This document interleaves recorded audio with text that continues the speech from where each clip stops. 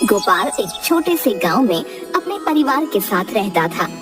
उसकी बीवी तारा और 2 छोटे छोटे बच्चे, यही उसकी सारी दुनिया थी। गोपाल के पास थोड़ी सी जमीन थी जिस पर खेती बाड़ी करके वह अपने परिवार का गुजर बसर करता था। बहुत ज्यादा कमाई तो नहीं हो पाती थी, परंतु वह थोड़े में ही बहुत खुश थे और उन्हें 2 वक्त का खाना मिल जाता था। गोपाल का स्वभाव बहुत अच्छा था। उसकी किसी से कोई लड़ाई नहीं थी। वह हर एक की मदद करने के लिए हमेशा तैयार रहता था। गोपाल के खेतों में फसल तैयार होने ही वाली थी, बस बारिश का इंतजार था। मेरे पूरे साल की मेहनत और इंतजार का फल अब हमें मिलने वाला है। बस इस बार बारिश खूब अच्छी हो जाए तो हमें फसल के अच्छे दाम मिल जाएंगे। हाँ, भगवान से यही प्रार्थना करेंगे कि बारिश अच्छी हो, जिससे कि गांव में सभी की फसल बहुत अच्छी हो। परंतु इस बार बारिश का इंतजार करते करते किसानों की आंखें थक जाती हैं। बारिश नहीं आती। पानी की कमी के कारण गांव में काफी लोगों की फसलें खराब हो जाती हैं और सूख जाती हैं। गोपाल की भी सारी मेहनत बेकार चली जाती है और पानी की कमी के कारण उसकी सारी फसल सूख जाती है। मुझे कितनी उम्मीद थी इस बार, परंतु बारिश न आने के कारण सारी मेहनत पर पानी फिर गया। अब इन फसलों के लिए मैंने जो उधार लिया था उनका पैसा मैं कहां से चुकाऊंगा? मेरे तो कुछ समझ में नहीं आ रहा। आप परेशान मत हो, भगवान सबका भला करेंगे। पड़ोस वाले दिनेश भैया के खेत भी पूरे सूख गए और उन्हें भी काफी नुकसान हुआ है।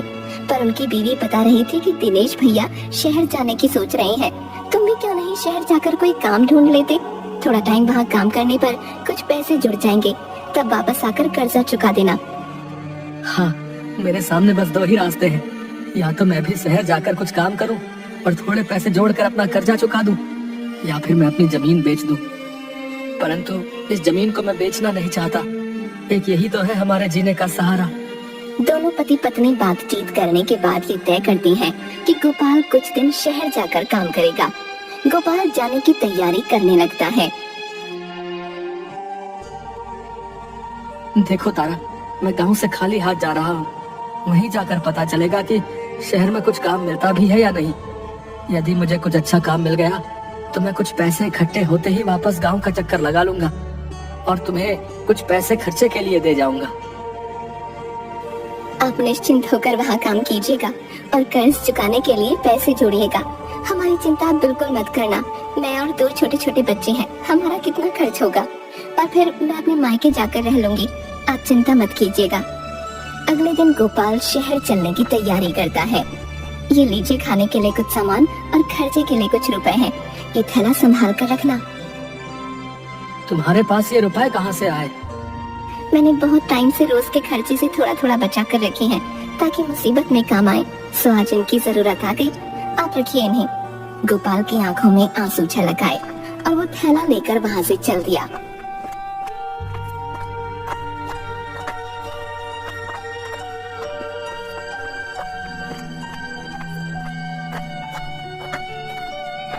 वहाँ पहुंचकर सारा दिन धक्के खाने के बाद भी उसे कोई काम नहीं मिलता।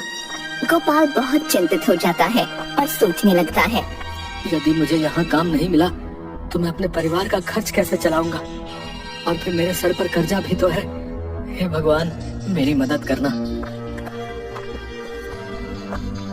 गोपाल सारा दिन इधर उधर भूखा प्यासा घूमता है पर उसे कोई काम नहीं मिलता। आखिर में निराश होकर वो एक पार्क के किनारे पेड़ के पास बैठ जाता है। तभी 2 जेब कतरे उसे देख रहे थे। अरे बिल्लू, इधर देख, वो पार्क के पास नया मुर्गा। देख देख, उसके हाथ में एक थैला भी है। क्या बात है उस्ताद, आपने तूलती नदल आप नीलमा थुपल दोनों संभालते हैं। अबे तोतले, चुप कर और जो मैं बोल रहा हूँ ध्यान से सुन। तोली उस्ताद, तोली। देख, 3 दिन से कोई मुर्गा हाथ नहीं लगा है, तो आज इसे ऐसे नहीं जाने देना है, समझ गया? मैं जाऊंगा और इसको बातों में लगाऊंगा। तो चुपचाप से इसका बैग उठा लेना और 1 2 11 हो जाना। समझ गया उस्ताद, समझ गया। अब देखो बिल्लू तो कमाल है। कल्लू गोपाल के पास जाकर, अरे रजनीश भाई, कैसे हो आप? हैं इतने दिनों से दिखे नहीं भैया। भाई आप कौन? माफ करना, मैंने आपको पहचाना नहीं। मेरा नाम रजनीश नहीं गोपाल है। अरे यही तो मैं सोचूं, मैं नाम भूल रहा हूँ आपका। इतने दिनों बाद मिले हो, कहाँ पहचानोगे? कैसे हो आप? सूरज कुंड से आए हो ना? अरे भाई मैं शहर में अनजान हूँ, अगर आप मुझे जानते हैं तो कोई काम दिलवा दीजिए। उतनी देर में बिल्लू चुपचाप से गोपाल का थैला चुरा लेता है और वहाँ से भाग जाता है। अच्छा अच्छा ठीक है, लगता है गलती हो गई पहचानने में मुझसे। और वहाँ से चला जाता है। अजीब लोग हैं शहर के, हैं? पहले खुद ही जान पहचान की, बाद में ऐसे ही निकल लिए। हे भगवान, मेरा थैला कहाँ गया? कहाँ है मेरा थैला? अब किसी ने मेरा थैला चुरा लिया। मेरा थैला। वह मन ही मन भगवान से प्रार्थना करने लगता है कि वह उसकी मदद करे। तभी गोपाल को एक व्यक्ति के चिल्लाने की आवाज आती है। वह व्यक्ति मदद के लिए चिल्ला रहा था। गोपाल आसपास नजर घुमाता है तो उसे एक अधेड़ उम्र का व्यक्ति दर्द से कराहता हुआ सड़क के किनारे गिरा दिखता है। वहाँ आसपास मदद के लिए कोई भी नहीं था। जो 2-4 लोग वहाँ से निकल भी रहे थे, उनमें से किसी ने उस व्यक्ति की मदद करने के लिए कोई हमदर्दी नहीं दिखाई। गोपाल उस व्यक्ति के पास जाता है और पूछता है, अरे आपको क्या हो गया? आप ऐसे क्यों गिर गए हैं? वह व्यक्ति कुछ ज्यादा नहीं बोल पाता, बस दर्द से चिल्लाता रहता है। गोपाल को कुछ नहीं सूझता। वो जल्दी से सामने रिक्शा रोककर किसी तरह उस व्यक्ति को उठाकर उसमें डालता है और हॉस्पिटल की तरफ चलने को कहता है। गोपाल उस व्यक्ति को हॉस्पिटल में ले जाकर डॉक्टर को देखने के लिए कहता है। इन्हें हार्ट अटैक आया है, हमें तुरंत इनका इलाज शुरू करना पड़ेगा। आप इनके रिश्तेदार हैं? जी नहीं, मैं तो इन्हें जानता भी नहीं। मैं सड़क किनारे बैठा था, तभी वहाँ मैंने इन्हें गिरा हुआ पाया, इसीलिए मैं तुरंत इन्हें हॉस्पिटल ले आया। आपको तुरंत कुछ पैसे जमा करवाने होंगे, क्या आपके पास पैसे हैं? गोपाल सोच में पड़ जाता है और डॉक्टर से कहता है, डॉक्टर साहब, मेरा थैला किसी ने चुरा लिया जिसमें कुछ पैसे थे, लेकिन अब तो मेरे पास कोई पैसा नहीं है। मैं तो खुद भूखा प्यासा काम की तलाश में घूम रहा था, तभी मैंने इन्हें गिरा हुआ पाया। इमरजेंसी में उस व्यक्ति का इलाज शुरू कर देते हैं। गोपाल जिस समय उस व्यक्ति को हॉस्पिटल ला रहा था, तभी उसकी जेब से एक बटुआ गिर गया था, जिसे संभाल कर गोपाल ने अपने पास रख लिया था। गोपाल बटुआ डॉक्टर को देता है और कहता है, डॉक्टर साहब, ये इन्हीं का बटुआ है, आप इसे खोल कर देख लीजिए, इसमें शायद कुछ पैसे हैं, मैंने इसे नहीं खोला। डॉक्टर जैसे ही उस बटुए को खोलता है, उसमें काफी पैसे थे। उसे एक आईडी कार्ड और क्रेडिट कार्ड भी मिलता है। आईडी कार्ड देखते ही डॉक्टर कहता है, अरे ये तो शहर के मशहूर उद्योगपति राम कपूर है। तुमने ये बहुत अच्छा किया, इस बटुए को संभाल कर रखिए। इससे हमें ये पता चल गया कि ये कौन है। हमने इनका इलाज शुरू कर दिया है। 3 से 4 दिन हॉस्पिटल में रहना पड़ेगा। तुम चाहो तो कल आकर इनसे मिल सकते हो। जी डॉक्टर साहब, आपका बहुत बहुत शुक्रिया, मैं कल आकर इनसे मिल लूंगा। गोपाल वहाँ से निकलकर एक पार्क में जाकर सो जाता है। उसके पास खाने पीने के कोई पैसे नहीं थे, न ही रहने का कोई ठिकाना। अगले दिन सुबह उठकर गोपाल हॉस्पिटल में उस व्यक्ति से मिलने जाता है। गोपाल डॉक्टर से मिलता है और उनसे उनका हालचाल पूछता है। डॉक्टर साहब, अब उनकी तबीयत कैसी है?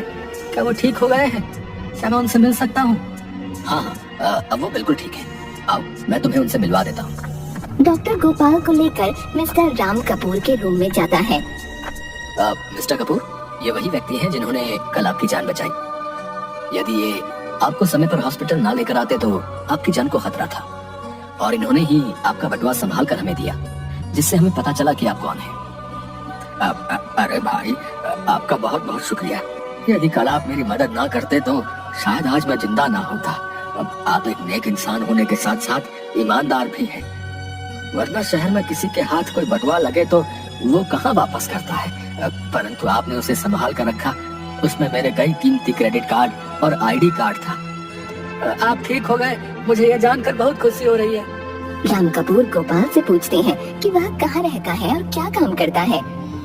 जी मैं तो गांव में रहता हूँ और उसी दिन गांव से शहर काम की तलाश में आया था, परंतु पूरा दिन धक्के खाने के बाद मुझे यहाँ कोई काम नहीं मिला। फिर थक हार कर निराश होकर मैं एक पार्क में पेड़ के नीचे बैठ गया, जहाँ मैंने आपको गिरा हुआ पाया था। उसकी सारी बातें सुनकर मिस्टर कपूर बहुत हैरान होते हैं कि वह व्यक्ति इतनी परेशानी में था, फिर भी उसने उनकी मदद की। यह एक बहुत अच्छे इंसान की पहचान है। अब देखो गोपाल, अब कल मेरी छुट्टी हो जाएगी और तुम इसी समय यहाँ आ जाना। अब मेरे हॉस्पिटल से छुट्टी होगी तो तुम मेरे साथ ही मेरे घर चलना, मैं तुम्हें काम दूंगा। जी आपका बहुत बहुत शुक्रिया, मैं कल ही समय पर यहाँ पहुँच जाऊंगा। अगले दिन गोपाल हॉस्पिटल पहुंच जाता है और राम कपूर के साथ उनके घर चल पड़ता है। राम कपूर के घर पहुंचने पर गोपाल उनका घर और गाड़ियां देखकर चकित रह जाता है और मन ही मन सोचता है कि वह कितने बड़े आदमी हैं। गोपाल घबराता हुआ राम कपूर के पीछे पीछे घर के अंदर पहुंचता है। राम कपूर उसे बैठने के लिए कहते हैं और उसके लिए कुछ खाने पीने को लाने को बोलते हैं। देखो गोपाल, तुम आराम से यहाँ बैठो और कुछ खा पी लो, मैं 15 मिनट में आता हूँ। गोपाल वहाँ बैठकर आराम से खाना पीना करता है। कुछ देर में राम कपूर वहाँ आते हैं और गोपाल से कहते हैं, गोपाल, मैं तुम्हारी ईमानदारी से बहुत प्रभावित हुआ हूँ। यहाँ शहर से थोड़ा दूर मेरी बहुत बड़ी फैक्ट्री है, जहाँ खेतों में काम आने वाले बीज और खेती बाड़ी में काम आने वाले सामान का उत्पादन होता है। हमारा सामान दूर दूर तक बहुत से छोटे शहरों और गांवों में जाता है। मुझे एक ऐसे व्यक्ति की तलाश है जो इन सब चीजों की जानकारी रखता हो और ईमानदारी से काम संभाल सके। क्या तुम मेरी फैक्ट्री में काम करोगे? जी, खेती बाड़ी के बारे में तो मैं काफी जानता हूँ। मैं गांव में यही काम तो किया करता था और बीज और खाद की मुझे काफी पहचान है। बाकी आप जैसे बताएंगे मैं वैसा काम कर लूंगा। तो ठीक है, तुम मेरी गाड़ी से फैक्ट्री चले जाओ, वहाँ का मैनेजर तुम्हें सारा काम समझा देगा और रहने खाने पीने की चिंता मत करना। वहीं पर पास में तुम्हें एक घर मिल जाएगा, तो यदि तुम चाहो तो अपने परिवार को भी यहाँ बुला सकते हो। तुम्हारे बच्चों के स्कूल का एडमिशन और फीस सब मैं करवा दूंगा। गोपाल ये सब सुनकर बहुत हैरान और खुश हो जाता है। आपका शुक्रिया मैं कैसे अदा करूं? आपने तो मेरी सारी परेशानी ही हल कर दी। मैं आपको शिकायत का कोई मौका नहीं दूंगा, पूरी ईमानदारी से अपना काम करूंगा। शुक्रिया तो मुझे तुम्हारा अदा करना चाहिए। तुम्हारा बहुत बड़ा एहसान है मुझ पर, जो मैं कभी चुका नहीं पाऊंगा। ये सब तो कुछ भी नहीं। यदि तुम्हें किसी भी चीज की जरूरत हो तो तुम बेझिझक मुझसे कह सकते हो। राम कपूर कुछ पैसे गोपाल को देते हैं और उससे कहते हैं कि वह गांव में जाकर अपना कर्ज चुका दे और अपने परिवार को लेकर यहाँ आ जाए।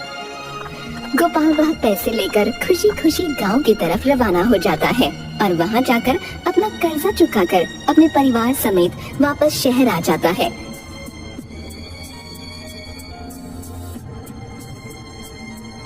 और राम कपूर की फैक्ट्री में काम करना शुरू कर देता है। गोपाल ने बिना किसी स्वार्थ या लालच के राम कपूर की मदद की, इसलिए भगवान ने भी उसकी सुनी और उसकी मदद की। अब गोपाल की सारी समस्याएं खत्म हो चुकी थीं और वह खुशी खुशी शहर में रहने लगा था।